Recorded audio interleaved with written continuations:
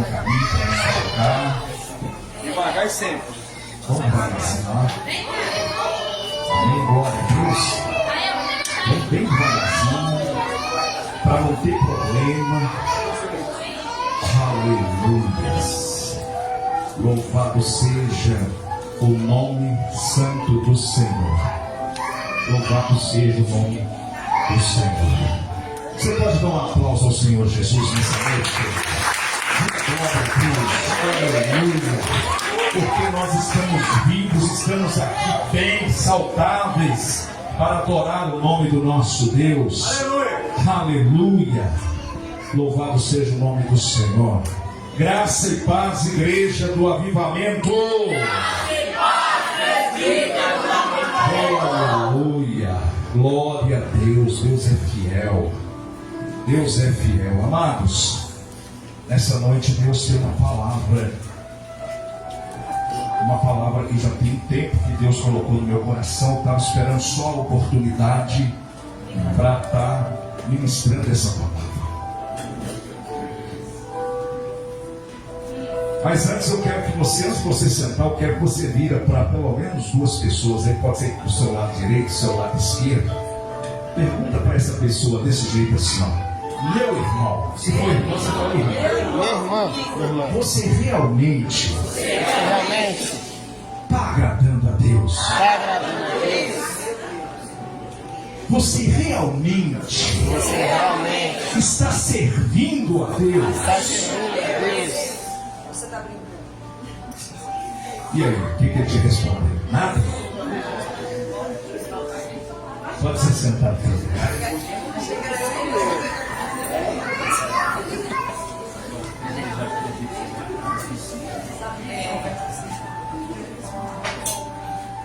Amados, obrigado, Deus abençoe. O objetivo desse chamado ministério de Jesus, eu quero compartilhar com toda a igreja nessa noite. Eu quero, amados, que você não deixe nada tirar sua atenção, mas por nada. Fica atento ao que Deus vai falar com você. Se preciso for, feche os seus olhos e abaixa até a sua cabeça. Só abre na hora que for ler na palavra, porque Deus vai falar conosco nessa noite. Glória a Deus. E não é bom que você fique distraído com nada. Amém? Amados, o objetivo principal da pregação de Jesus, do ministério de Jesus, foi sobre o reino dos céus. Diga comigo: o reino dos céus. E isso era constantemente falado por ele. Ele não deixava em segredo. Toda vez que ele tinha oportunidade, ele falava algo a respeito do reino de Deus. O reino do meu pai não é comida e nem bebida. O meu pai trabalha até hoje, eu também trabalho. No reino de Deus, as coisas são assim, são assadas. Então, toda vez que Jesus abria a boca no meio dos discípulos, ele tinha algo para falar a respeito do reino de Deus. Pois era o assunto principal do seu ministério. Muitos vêm para a igreja e tentam até viver uma vida de forma a agradar a Deus. Busca viver uma vida em santidade, busca viver uma vida em oração, busca viver uma vida agradando a Deus no sentido de cumprir aquilo que é esperado. Chega na hora do culto, vai embora no horário certo, não antes da bênção apostólica, faz aquilo que é esperado. Mas aí eu te pergunto: só isso é suficiente para honrar o nosso Deus? Só isso é suficiente para agradarmos ao nosso Deus? Será que de fato Deus tem se agradado de nós? Será que quando Ele olha para nós, Ele consegue se alegrar com aquilo que Ele está vendo? Ou será que Ele se entristece? Nesta noite nós vamos refletir e meditar sobre esta questão, que é de muita importância, uma vez que nós dizemos que nós somos filhos de Deus, uma vez que nós dizemos que somos preocupados com a nossa salvação, uma vez que nós estamos preocupados em fazer a obra de Deus, em estar ativo no reino de Deus. Porque a palavra de Deus vai dizer para nós, Gabi, já fica esperta aí com o dedo no gatilho: Coloca aí para mim Provérbios 23, versículo 26, muito conhecido, a maioria já conhece até de cor e salteado, mas para a gente entrar nesta palavra eu preciso passar por esse versículo. Provérbios 23, versículo 26.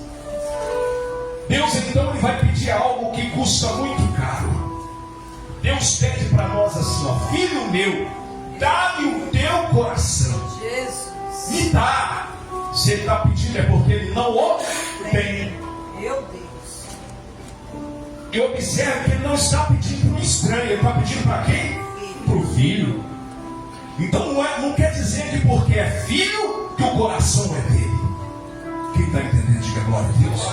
Então ele pergunta, ele diz: e os teus olhos observem os meus caminhos. Uma vez talvez você já deve ter tropeçado em algum lugar, talvez uma pedra, um buraco que você não via, e aí você está caminhando, de repente tem um buraco e opa, aí você cai, porque você não viu.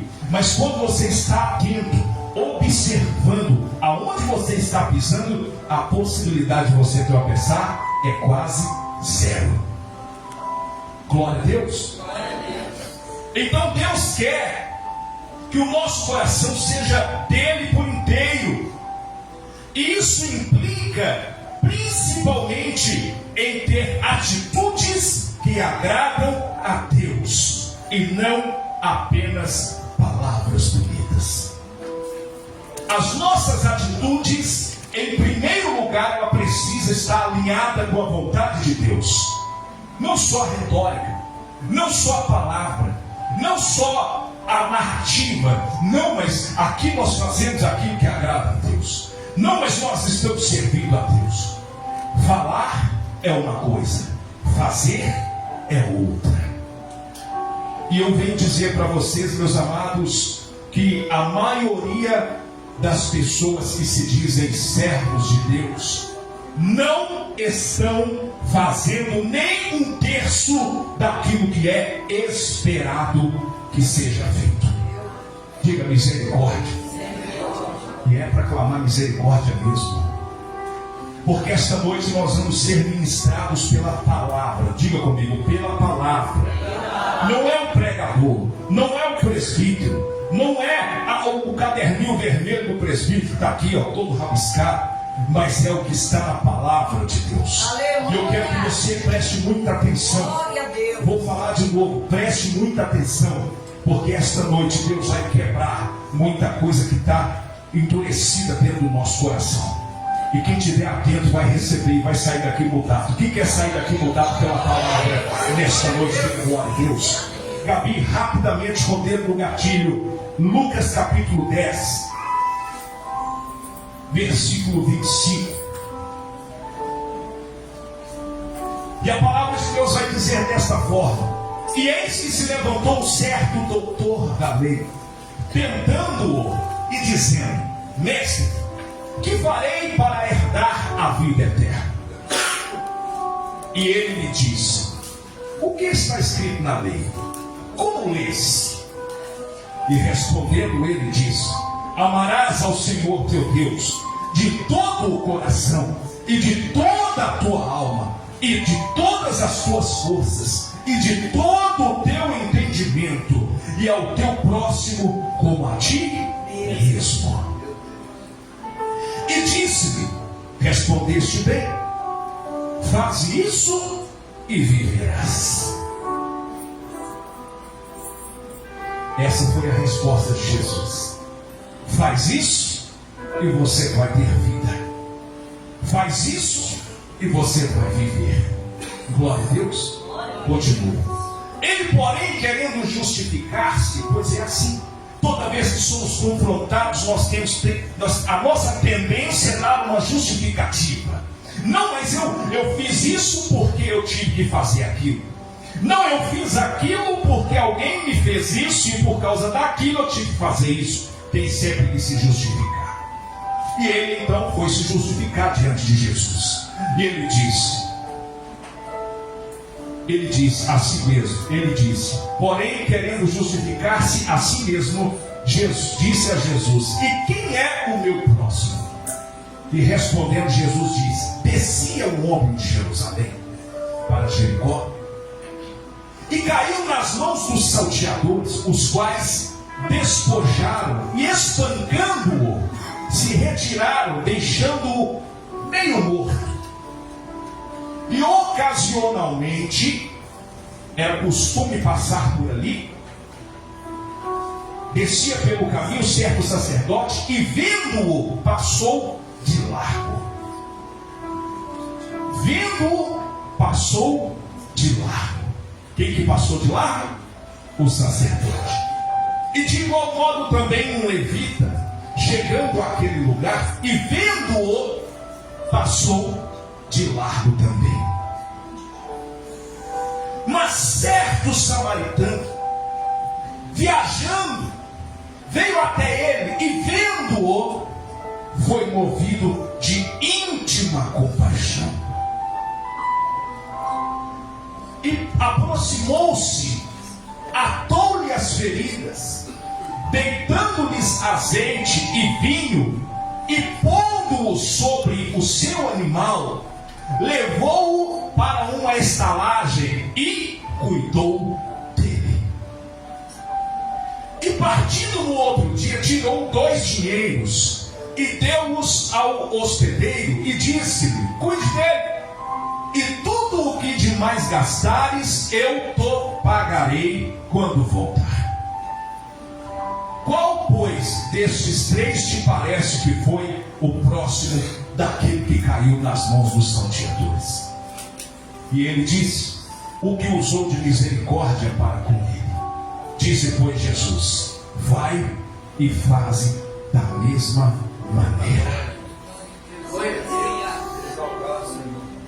Às vezes nós queremos nos justificar por aquilo que temos ou que fazemos, ou porque aquilo que temos que fazer, pela nossa posição, pelo nosso comportamento, pelo status que nós temos. Nós achamos que temos que causar uma boa impressão, então nós não podemos, veja bem, estava descendo ali, era caminho, era rotineiro, costumeiro descer ali um certo sacerdote. E o sacerdote, amados, ele está sempre, constantemente servindo ao Senhor no templo, está sempre diante do altar, está sempre envolto ali nos afazeres da obra, visando agradar a Deus. Só que o que estava ali diante dele era algo que agradava muito mais a Deus do que os holocaustos, os sacrifícios, tudo aquilo que era feito, os jejuns, as cinzas sobre a cabeça, as vestes de saco. Nada disso valia mais do que aquele homem que estava jogado ali. Todos nós sabemos a frase muito bem falada e conhecida que nós aprendemos na Bíblia, que uma alma vale mais que o mundo inteiro. Mas o sacerdote, ele estava tão preocupado com as coisas que ele tinha para fazer lá no templo, com os afazeres que ele tinha que dar conta, e no final do turno ele tinha que prestar conta para o sumo sacerdote no trabalho que ele havia feito. Ele olhou para aquele cidadão e falou assim: eu não posso me envolver, porque eu estou indo prestar culto, e se eu tocar nesse homem todo sujo de sangue, eu vou me contaminar. Eu vou sujar as minhas roupas, as minhas vestes que estão preparadas para servir no templo. A intenção dele era boa, mas a motivação estava totalmente errada. Talvez tem muita gente que vem à casa de Deus com o coração cheio de boa intenção, mas a motivação nem sempre é a correta. Estava ali um sujeito precisando de ajuda. Isso me faz lembrar até de uma história que vi há pouco tempo assistindo um desses vídeos aí na internet. O pregador estava contando que ele estava numa cidade para pregar numa grande conferência que havia ali, e o pastor tinha chamado ele para dar uma andada pela cidade, que logo mais eles iriam almoçar.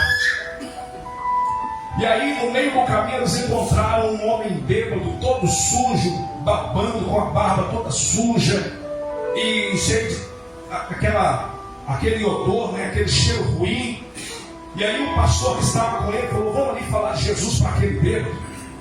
E aí quando eles chegaram ali, começaram a conversar, o telefone do pastor tocou e ele largou ele lá e falou assim, ó, vai falando de Jesus para ele ali, que aconteceu algo e eu tenho que voltar para lá. Termina de falar de Jesus para ele e daqui a pouco a gente se encontra. E aí o pregador, dizendo ele que olhou para aquele homem todo maltrapilho, todo rasgado, cheirando mal e na hora que ele viu aquela situação, falou, meu Deus do céu, e agora?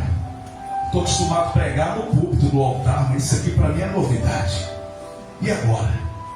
Aí ele virou, pegou um folhetim e falou assim, ô senhor, vamos falar que o nome dele era seu Zé. Ô seu Zé, vou colocar aqui no seu bolso aqui um folhetim, quando o senhor melhorar, o senhor lê. E outra coisa, Jesus te ama, viu? Jesus quer mudar a sua vida. Jesus quer pagou pelos seus pecados e Ele te dá a condição de viver uma nova vida. E ele deixou falar para ele. Aí ele falou assim, então, se Jesus realmente deu uma obra na minha vida, me ajuda a levantar aqui, me dá um abraço. Aí na hora que pediu um abraço, ele olhou para a barba dele, cheia de baba, misturada com o resto de leite que ele tinha bebido. E aquele negócio esquisito, um cheiro ruim. E ele olhou para a camisa que de manhã ele tinha passado na loja da irmãzinha da igreja lá. E a irmã tinha vendido a camisa para ele, ele nem tinha pago a primeira parcela.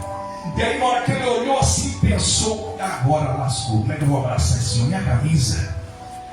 Aí o Espírito Santo de Deus bradou dentro do coração dele e falou assim, toma muito cuidado. Porque essa pessoa que está aí toda maltrapilha vale muito mais do que essa camisa que você está vestindo.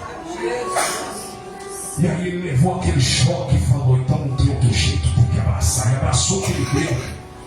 E aí na hora que abraçou aquele bêbado, o bêbado virou para ele e falou assim, olha, eu sou presbítero desviado.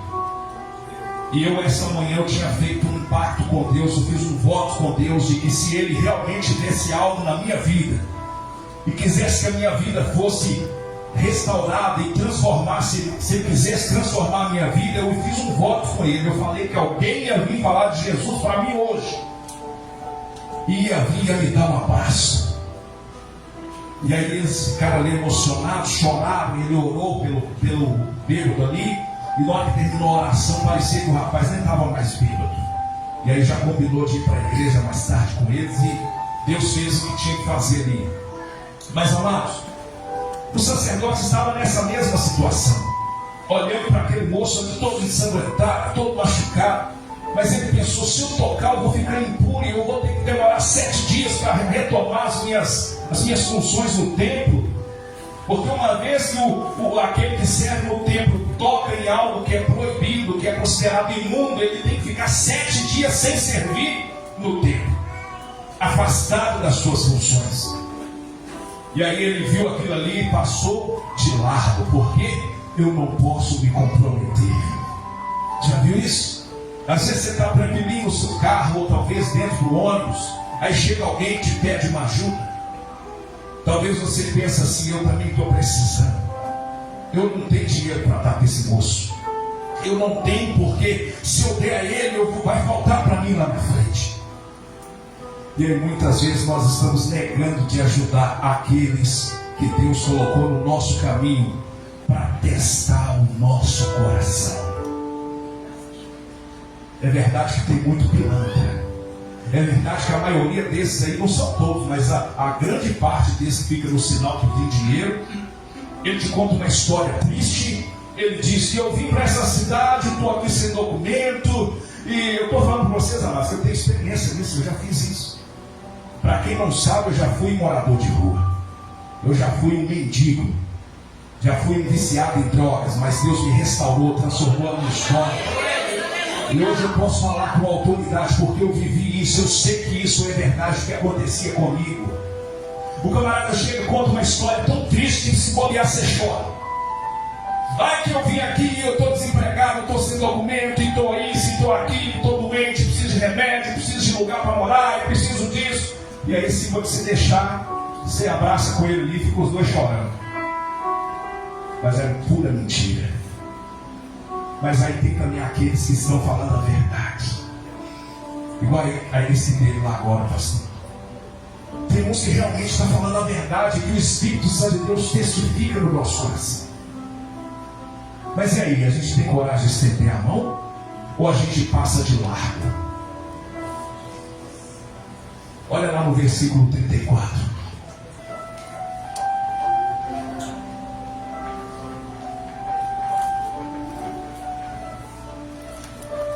Volta, vai no 33. A palavra de Deus aqui está falando, amados. E o que é falado aqui nessa parte, nesse versículo, é nada mais, nada menos do que um tapa de luva na mão de muito crente. Eu vou te falar um pouquinho sobre isso aqui, talvez você não tenha o conhecimento dessa situação. A palavra de Deus diz que os samaritanos eram um povo que não se relacionava com o povo judeu. Era um povo que não acreditava em Yahvé, que é o nosso Deus, Senhor Jeová. É um povo que não cultuava o nosso Deus. É um povo que não respeitava as nossas leis. É um povo que não estava nem aí para os 10 mandamentos de Moisés. E de repente o sacerdote olhou e passou de lá. Aí veio o levita. Tem gente, né, que gosta, né, de ser chamado de levita. Sabe o que é o levita? O levita era aquele que quando falava assim, olha, o templo, a tenda da congregação, Moisés falou que agora nós temos que ir para outro canto. Ah é? Então chama os levitas. Aí chamava os levitas, começavam a desamarrar as cordas, arrancar as estacas, colocava as madeiras nas costas, começava a carregar as coisas, desmontava e montava. Eram pessoas que estavam envolvidas o tempo todo com o trabalho na casa de Deus. Mas sabe o que parece? Nessa história aqui parece que o levita é aquele camarada que trabalha a vida inteira numa sorveteria, mas nunca chupou um picolé de lá de dentro. O cara trabalha há 20 anos na sorveteria, mas nunca saboreou um picolé. E esse aqui, irmão, é gostoso? Não sei. Mas você não trabalha lá? Mas nunca chupei, não. É isso aqui, ó. Quem está entendendo, diga glória a Deus. O camarada era levita, mas não sabia que o principal era cuidar daquele que era a criatura feita pelo Senhor que ele servia lá dentro. E aí ele olha aquilo e falou, eu também não posso tocar, não posso nem pôr a mão, eu tenho até dó dele, mas eu vou daqui para lá orando, Deus vai me enviar alguém. Você está entendendo o que eu estou falando? Às vezes você está com a oportunidade na tua mão de abençoar alguém, aí você vira e fala assim, não, eu vou orar e Deus vai fazer. Irmão, se Deus te colocou é porque Deus quer que você faça algo. Se Deus te colocou na situação, é que nem uma história que eu vi no filme. Diz que o rapaz que acabou de se converter, aquele filme Deus Não Está Morto, quem já assistiu vai lembrar. Chega uma parte que o japonesinho está tão interessado na salvação, ele está tão assim, né, com os olhos vidrados em receber a palavra. Toda a pregação, toda a reunião ele estava ali com o coração sedento.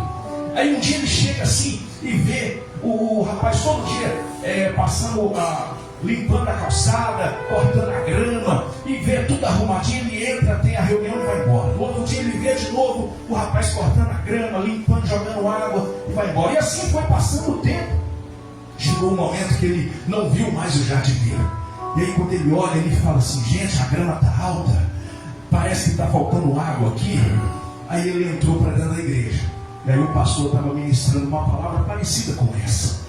E aí ele falou assim, se Deus te colocou no lugar e você viu o que precisa fazer, é para você fazer. No outro dia ele chegou cedo, com um carrinho de mão, tesoura de cortar grama, mangueira para ligar lá. E aí chegou, e quando o pastor chegou para o culto, o irmão, ô irmão, pastor, o que você está fazendo aí? Rapaz, eu estou aqui cortando a grama. Mas por que você está fazendo isso aí? Porque já tem dias que eu estou vendo que o jardineiro não vem. Ué, mas o que tem isso? O senhor pregou ontem que se Deus mostrar algo para mim, eu tenho que fazer, porque é para eu fazer. Então foi eu que vim, aqui estou fazendo o que Deus mandou fazer. Essa seria a atitude mais perfeita de um crente. Quando vê a situação, não olhar para o dogma, não olhar para o protocolo, olhar para a missão, olhar para o propósito, olhar para o fundamento do Evangelho, que é o que? é ir atrás do oprimido, é atrás do órfão, é atrás da viúva, é estender a mão ao necessitado, é tirar sua roupa. Jesus falou assim: se vocês forem de 2 em 2, vai, mas não leva 2 túnicas, vai preparado, porque se precisar, tem hora que alguém vai falar com você assim: olha, caminha comigo 1 milha, você fala: caminho 2. Me dá 1, me dou mais 1 para não faltar no caminho. Então aqui nesse versículo 33, Jesus ele faz questão de enfatizar, porque além da questão a questão política que era envolvida nesse âmbito aqui, porque ele era samaritano, ele não podia nem se envolver, mas ele não se preocupou com o protocolo, ele não se preocupou com a política, ele não se preocupou com o que iriam falar dele, ele se preocupou que ali era um ser humano, era alguém que precisava, era alguém que estava ali precisando de cuidados, e que alguém lá em cima estava vendo aquela situação e iria se agradar dele. Não é porque era samaritano que não acreditava em Deus, eles não cultuavam a Deus, mas não quer dizer que eles não acreditavam. Tanto que certa vez Jesus sentou no poço e pediu água para uma mulher samaritana. E aí ele falou assim: se você beber da água que eu te der, nunca mais tu terá sede. Aí ela falou assim: mas quem é você, maior que nosso pai Jacó? Ele que cavou esse poço? E como é que você vai me dar água se eu não estou vendo que você não tem nem balde? Ele falou: mas se você beber da água que eu te der, nunca mais você vai precisar vir aqui, porque de você fluirão rios de águas vivas. Continua aí, por gentileza, missionário. E aproximando-se, atou-lhe as feridas, deitando-lhes azeite e vinho. Dá uma paradinha aí. Olha só, amados, que coisa interessante. No dia de hoje, se você for no supermercado comprar uma garrafa de azeite, não tem aqui, só tem no vidrinho pequeno. Se tivesse aqui, eu ia mostrar para vocês. Uma garrafa de azeite desse extra virgem, o top, é baratinho, né? Hã? Não é não, diaconisa? Não é não, né? Ah, pensei que era. E será que o vinho do mais top que tiver, você chega lá na adega e fala: quero o vinho melhor que tem ali. Você acha que é baratinho também? É caro, né? Pois é, só deixa eu te falar uma coisa. O samaritano não olhou o valor nem do azeite nem do vinho. Aleluia! Ele olhou a necessidade, falou: rapaz, está precisando aqui, está machucado, ó. Deitar azeite nesse negócio, vou ajudar a curar ele. Eu não sou médico, mas o que eu posso fazer é isso. O que está na minha mão para fazer é isso. Então eu vou fazer. Aí ele pegou e passou azeite na ferida do homem. Passou o vinho, jogou ali para tirar uma infecção, qualquer coisa, lavou aquilo ali. E tem gente que fala assim: peraí, eu ainda tenho que caminhar muito. Nós lemos aqui que ele estava viajando. Se ele estava viajando, já tinha tempo que ele estava na estrada. Certamente ele já estava cansado da viagem. Pastor José, o senhor chegar numa cidade e alguém falar assim: rapaz, eu tinha que ir ali, fazer isso, fazer aquilo, você está cansado, acabou de chegar da viagem. E o camarada fala assim: pastor, me leva ali na cidade que está aos 150 quilômetros daqui. Na hora a gente pensa o quê? Minha gasolina. E o meu cansaço.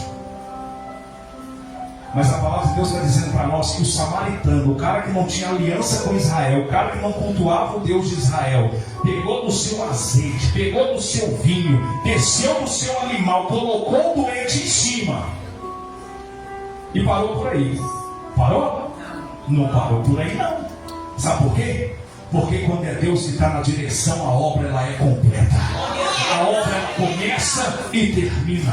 Quando Deus está no negócio, você entra para fazer algo, parece que não tem jeito, eu não tenho recurso, eu não tenho tempo, eu não tenho dinheiro, eu não tenho isso, eu não tenho aquilo, mas Deus faz. Aí ele pega e coloca em cima do animal e levou ele para uma estalagem e lá cuidou dele. Era parente dele? Era primo? Não. Era filho? Porque o seu filho, eu tenho certeza que se ele precisar de ajuda, você larga até o serviço. Ô patrão, hoje eu não vou poder ir não. Por quê? Meu filho está doente. Você faz isso pelo teu vizinho? Irmão, está na hora de começar a rever os nossos conceitos. Porque se você não tem coragem de fazer algo para o seu benefício, para beneficiar alguém que está necessitado, há uma necessidade de mudar os seus parâmetros. E partindo no outro dia, você vê, desviou a rota dele, saiu do caminho que ele ia. Não, primeiro tem que cuidar desse irmão, coitado. Está todo arrebentado aqui, como é que eu vou continuar minha viagem? E como é que vai ficar minha consciência sabendo que eu podia ter feito alguma coisa e não fiz? Não, vem cá. Pôs o sujeito em cima do cavalinho dele, do burro, não sei, da mula, não sei qual era o cabelo, não falo. Mas colocou em cima do seu animal e levou para a estalagem. E partindo no outro dia, tirou 2 dinheiros. Irmão, aqui o babugênio. Aqui mostra se nós somos crentes ou não. Sabe por quê? Porque tem que pôr a mão no bolso. Tem que enfiar a mão na sua reserva. E falar assim, ó, aqui, o que eu posso fazer é isso aqui, toma. E você acha que Deus fica olhando para isso como? Aí, agora sim, ó. Gostei. O que eu dou para você é para você usar. Eu te abençoo é para você abençoar. Não foi assim que Abraão falou? Em ti serão benditas todas as famílias da terra. Por que só um são abençoados? Por que só o outro? Quem está entendendo, diga glória a Deus. Eu acredito que o Espírito de Deus está falando com alguém. E disse, e deu os 2 dinheiros ao hospedeiro. Olha só, amados. E disse, cuida dele. E tudo o que demais gastares, eu vou te pagar. Eu não falo assim, o que eu posso fazer é isso, eu dou uma estalagem, eu só tenho R$2, toma aqui. E aí, da agora para frente, eu já fiz minha parte, eu já contribuí, eu já ajudei, agora você se vira, porque eu não tenho outro jeito. Ele desviou a rota dele, desviou para o caminho que ele estava indo e falou, tem que ajudar esse moço. A pé, ele foi levando o cara a pé na estalagem e falou, e se passar, quando eu voltar eu te pago. Continua. E Jesus então faz a pergunta, qual desses 3 parece que foi o próximo daquele que caiu nas mãos dos salteadores? Aí ele responde, o que usou de misericórdia. Depois disse Jesus, então vai e faz da mesma maneira. Às vezes a gente acha, amados, que essa história de Jesus, essa história que é contada nesse livro de Lucas, é apenas uma alegoria, é só uma parábola, é só uma história. Mas essa história ela revela um amor que é citado na Bíblia. Eu quero passar para a igreja nessa noite. Vou correr porque eu tenho pouco tempo. Quem aqui já ouviu falar no amor ágape? Eu fui procurar o significado do que é o amor ágape. Aí aqui no Google está escrito assim, olha. O amor ágape, do grego clássico, HP, é um termo que designa um tipo de amor caracterizado pela sua natureza incondicional e altruísta, frequentemente associado ao amor divino. Na Bíblia, especialmente no Novo Testamento, o ágape é descrito como um amor que se manifesta em ações de serviço e cuidado, buscando o bem do outro, sem esperar nada em troca. Esse é o amor ágape. Aí ele continua com as características do amor ágape. As características são incondicional, não depende do mérito ou reciprocidade, é um amor que se oferece livremente. Altruísta, prioriza o bem-estar do outro, colocando-o acima dos próprios interesses. Voluntário, é uma escolha consciente, um ato de entrega da vontade. Ativo, Manifesta-se em ações concretas de serviço, cuidado e perdão. Perdoador. Busca a reconciliação e a restauração, mesmo diante de ofensas. Aqui trouxe as características do que é o amor ágape. Nunca mais você vai esquecer dessa palavra. O amor ágape é o amor que Deus usa para estender a mão a alguém que está ali necessitado, precisando, arrebentado. Sabe? E Deus nessa noite Ele vem nos mostrar que existe este princípio. E olha o que está escrito lá em João, no capítulo 15, no versículo 12. João, capítulo 15, versículo 12. 12. Ele diz assim: o meu mandamento é este. Em alguma tradução, novo mandamento vos dou, que ameis uns aos outros, assim como eu vos amei. Você está entendendo, irmão? Parece que está faltando alguma coisa. Você já teve a impressão de vir na igreja domingo, quarta, terça, nos discipular quinta-feira, nas mulheres na segunda, e parece que entra culto, sai culto, entra culto e sai culto, parece que você sai do mesmo jeito? É porque tem algumas coisas que precisam de ajustar, ó. Tem que acertar, porque senão o amor de Deus não está em nós. Estamos aqui como marionetes, bonecos aqui, ó, fazendo o que estamos fazendo, não estamos fazendo coisa nenhuma. Porque se não tiver amor, Paulo já disse, se não tiver amor, de nada vale.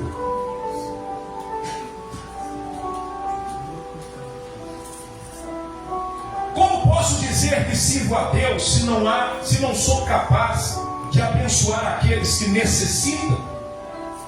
Quando alguém precisa de ajuda e eu vou apenas orar por ele. Rapaz, não está na guerra, eu vou orar por ele. Irmão, às vezes o camarada está esperando sim a sua oração. Às vezes a irmãzinha está precisando de oração, mas às vezes ela está precisando de uma cesta básica.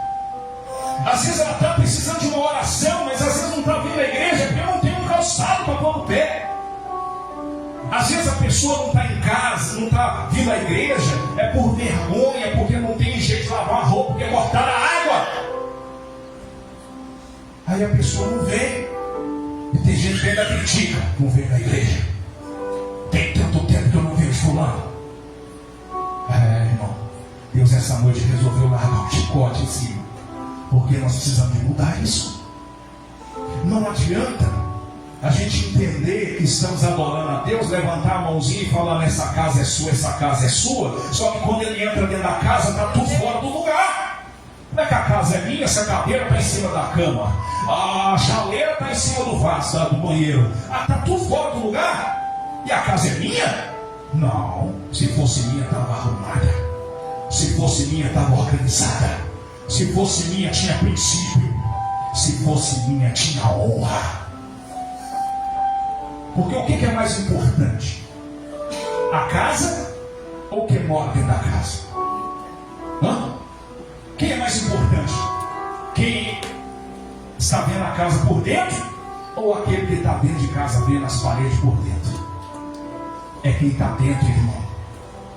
Tem um ditado que diz, só sabe o calor da panela aquele que está em cima da brasa. O bambu está gemendo, irmão. Mas se Jesus voltar hoje, eu tenho a minha consciência tranquila de que estou pregando aquilo que ele mandou pregar. Talvez o bispo vai brigar comigo depois, mas eu não posso deixar de falar aquilo que Deus mudou. Nós precisamos entender que quando a Bíblia diz que temos que amar uns aos outros, não é de palavra, não é apenas com a palavra. Eu te amo, irmão Lucimar, oh glória. Irmão, você me ama? Me ajuda a pagar um compromisso ali que eu estou apertando. Ô irmã, eu vou orar pela senhora, viu? Deus vai te dar recurso. Quem está entendendo, diga glória a Deus. Para a gente fechar, eu tenho amigo 2 ou 5 minutos para a gente fechar.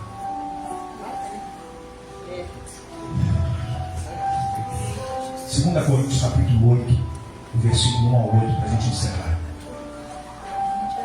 2 Coríntios, eu falei que hoje nós íamos ler Bíblia. Eu estou pregando Bíblia, irmão. Estou pregando nada que nasceu na minha cabeça, não. 2 Coríntios, capítulo 2. Capítulo 8. 2 Coríntios, capítulo 8, versículo 1. Nós vamos ler até o versículo 8. Também, irmãos, presta atenção nisso aqui. Também, irmãos, vós vos fazemos conhecer a graça de Deus dada às igrejas da Macedônia. Como em muita prova de tribulação houve abundância no seu gozo, e como a sua profunda pobreza abundou em riquezas da sua generosidade. Porque segundo o seu poder, o que eu mesmo testifico, e ainda acima do seu poder deram voluntariamente, pedindo-nos com muitos rogos que aceitássemos a graça e a comunicação deste serviço, observe serviço, que se fazia para com os santos. E não somente fizeram como nós esperávamos, mas assim mesmo se deram, primeiramente ao Senhor, e depois a nós, pela vontade de Deus. De maneira que exortamos a Tito, que assim como antes tinha começado, assim também acabasse esta graça entre vós. Portanto, assim como em tudo abundais em fé, e em palavra, e em conhecimento, e em toda diligência, e em vosso amor para conosco, assim também abundeis nessa graça. Não digo isto como quem manda, mas para provar, pela diligência dos outros, a sinceridade de vosso amor. Eu tive que ler em 3 traduções esses versículos para entender o que ele está falando. Vocês tiveram uma tradução diferente dessa gente. Paulo sabe disso, eu estou grato pelo que vocês estão fazendo. Porque a igreja do Macedônia, vocês ganharam muito pouco para se mostrar mais ricos do que eles, porque vocês colocaram a mão na massa e começaram a levantar oferta para ajudar aquele povo. E eu estou grato a vocês porque Tito tomou frente e Deus está dando graça aí para ele começar e terminar essa obra. Mas eu não estou pedindo a vocês que parem, muito pelo contrário, continuem mandando oferta para eles, porque eles precisam continuar debaixo da palavra. E tem gente, amados, infelizmente, se não tiver isso aqui, não tem condição nem de vir à igreja, porque falta o arroz, falta o leite da criança, falta a roupa dos filhos, a cabeça da mãe fica 1000 por hora, a cabeça do pai fica desesperado, o cara quer trabalhar 24 horas, fazer hora extra, trabalhar em 2 empregos, por quê? Porque não tem recurso. E aí Paulo finaliza dizendo assim: olha, eu não digo isso como quem manda, mas eu estou pedindo isso para provar o que é que tem no coração de vocês.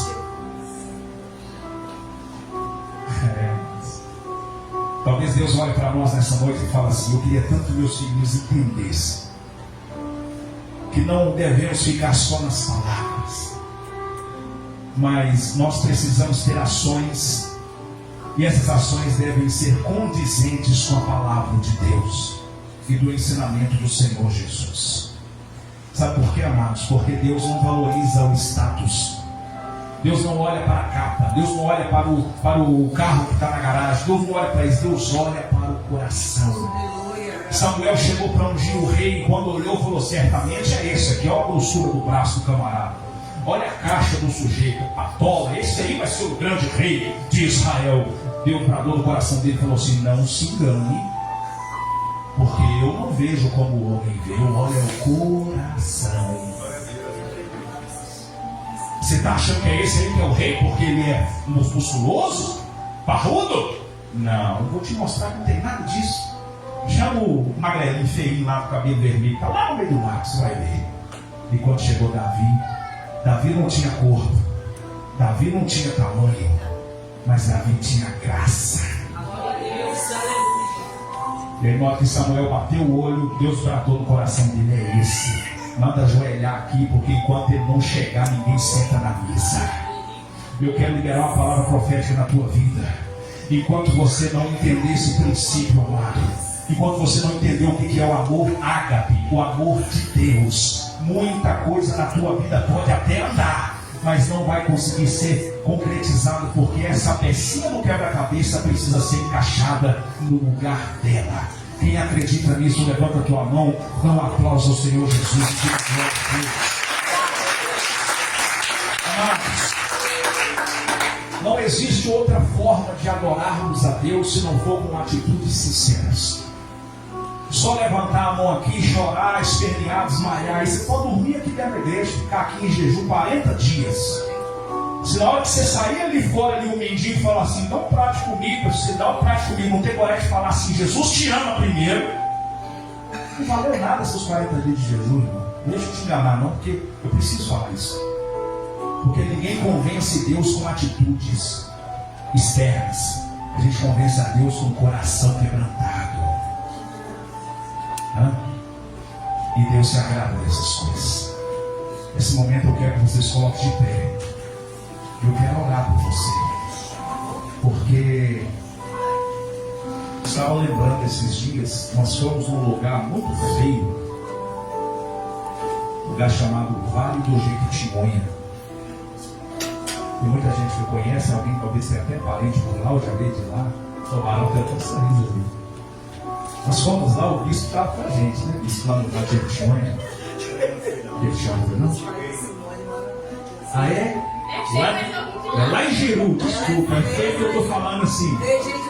É feio porque o lugar não é muito atrativo, não, irmão. Se for olhar, o lugar é carente.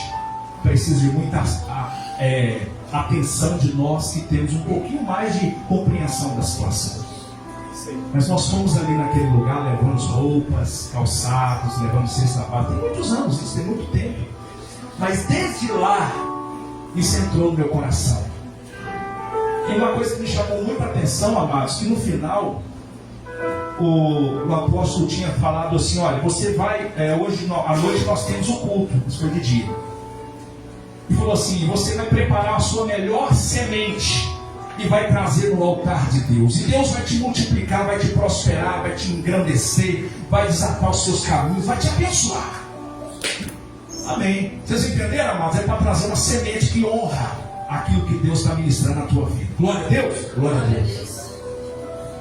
Quando chegou no culto, ministramos o louvor, a adoração, glória, fogo caiu, a igreja recebeu, foi uma bênção. Demônio manifestando, nós expulsando, gente caindo de sua forma, levantando, e foi uma bênção. Agora vamos trazer no altar a nossa semente. Irmão, o que deu de punhadinho de saquinho de arroz e feijão e milho e tudo quanto é semente que você imaginar, coisa que eu nem nunca tinha visto, estava ali em cima do altar. Aí o apóstolo olhou e falou assim: rapaz, eu vou ter que ministrar tudo de novo. O povo estava entendendo que era para trazer a semente do milho, a semente do feijão, a semente do arroz. Mas o que ele estava querendo dizer é que quando você traz uma oferta diante do Senhor, aquilo ali é recebido, não como dinheiro. Você traz R$2 e põe ali no gasofilaço, não é R$2, mas é uma semente que vai nascer. Tanto que foi ensinado para nós assim: aquele que planta muito, muito colhe. Aquele que planta pouco, pouco colhe. Bom, já estou ministrando até ofertas. Então, amados, quando nós entendemos que tudo parte de uma semente que é plantada, isso nasceu no meu coração porque foi uma semente. Quando eu vi aquelas pessoas recebendo, tinha as irmãzinhas jovens, elas estavam reunidas lá com a pastora Fernanda, e tinha adolescente ali de 16, 17 anos, que quando ela falou: aí você pega o absorvente lá, e o quê? Absorvente. Não sabia nem o que era, irmão. 17 anos, não sabia o que era um absorvente, nunca tinha visto na vida. Então você entende que existem pessoas necessitadas, precisando de algo, e talvez você tenha. Às vezes a comida estraga lá no seu armário, chega o culto da premissa, não tem coragem de trazer aqui no altar, estraga o arroz, dá bolão no feijão, dá aqueles mosquitinhos que saem de dentro do grão, do alimento.